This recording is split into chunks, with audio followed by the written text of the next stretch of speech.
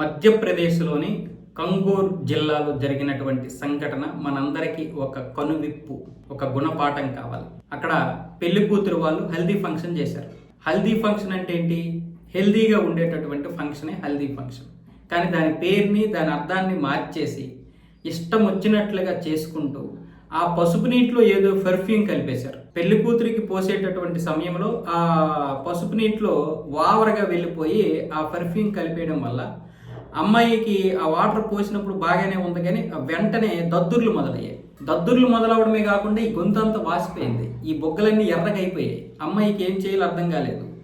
అది ఒక బాధగా ఉంది, దురద పెడుతుంది, కానీ గోక్కోవడానికి లేదు. ఆ విధంగా భయంకరమైనటువంటి పరిస్థితికి వచ్చేసింది. ఆ తర్వాత ప్రాణం పోయే పరిస్థితికి వస్తే వెంటనే ఆసుపత్రికి తీసుకెళ్లారు. ఆసుపత్రికి తీసుకెళ్తే అక్కడ డాక్టర్లు పరిశీలించిన తర్వాత ఇది చాలా పెద్ద ప్రమాదంగా ఉంది, వెంటనే ఆపరేషన్ చేయాలని చెప్తే వాళ్ళు ట్రీట్మెంట్ స్టార్ట్ చేశారు. కానీ అప్పటికే 6 లక్షలు ఎంత అవుతుందంట. అది కొంతవరకు ట్రీట్మెంట్కి డబ్బులు ఇచ్చారు, పెళ్లికి దాచుకున్నటువంటి డబ్బులతో. అయితే ట్రీట్మెంట్కి ఈ డబ్బులు అయిపోవడం, మళ్ళీ మాకు అంత డబ్బులు లేవని చెప్పి వాళ్ళు ప్రభుత్వ ఆసుపత్రికి తీసుకొని వెళ్ళిపోయారు. ఆ ప్రభుత్వ ఆసుపత్రికి తీసుకెళ్తున్నటువంటి మధ్యలోనే అమ్మాయి చనిపోయింది.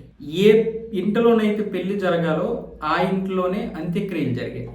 ఏ పెళ్లి మండపం కింద అయితే పెళ్లి జరగాలో అదే మండపం కింద అంత్యక్రియలు జరిగాయి. ఇది మన అత్యుత్సాహం కాదా? ఇది మన అతి కాదా? మరి అందరికీ అలాగే జరుగుతుందా? ఏదో ఒక్కటి జరిగింది కదా, ఆ మాత్రం దానికి ఎందుకు ఇంత అర్థాంతం అని అనుకుంటారే మీరు. ఆ ఒక్కటైన ఎందుకు జరగాలి?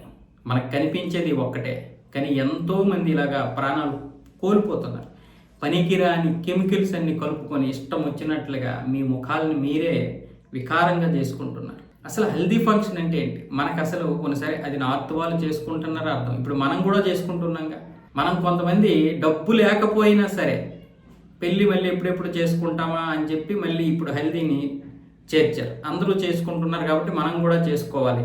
దానికి ఒక 10,000, 20,000, 30,000 అంటే ఒక్కొక్కరు కుటుంబ దీన్ని బట్టి, ఆ యొక్క పరిస్థితులకు బట్టి తక్కువలో తక్కువ చిన్నగా సరదాగా చేసుకోవాలన్నా 10,000-20,000 అయిపోతుంది, లేదా 20,000 నుంచి 30,000 అవుతుంది. ఇది ఒక అదనం ఖర్చు మనకి. ఇది లేకపోతే ఇప్పుడు ఏమంటున్నారు? హల్దీ ఫంక్షన్ లేదా అంటున్నారు. అంటే అది ఒక ఒట్టి పెళ్ళేనా అన్న విధంగా కూడా ఉంది. ఇటు అబ్బాయి తరపు వాళ్ళు చేస్తున్నారు, అటు అమ్మాయి తరపు వాళ్ళు చేసుకుంటున్నారు హల్దీ ఫంక్షన్. ఇది అదనం ఖర్చు, మనకి లేనటువంటి సంస్కృతి. కొన్నిసారి మనం చేసుకుంటున్నాం.